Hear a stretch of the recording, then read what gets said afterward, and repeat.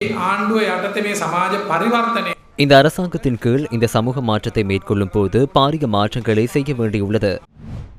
HNB finance நிலையான வைப்புக்கு இப்பொழுது கவர்ச்சிகரமான வட்டி. நாட்டின் உற்பத்தி, கலாசாரம், சமூகம், சட்டம் ஆகிய பல விடயங்களை மேற்கொள்ள வேண்டும் என்பதால் தான் மெதுவாக முன்னெடுக்கப்படுகின்றது.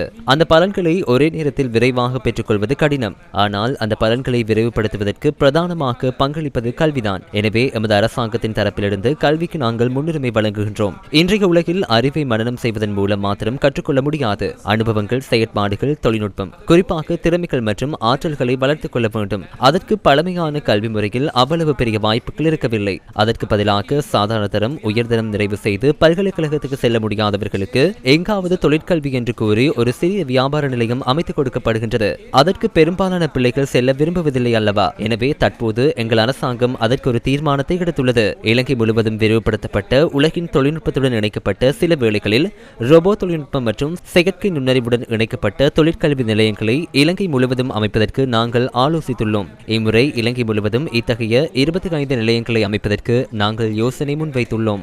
25ක් මුළු ලංකාව පුරාම හදන්න යෝජනා කරනවා.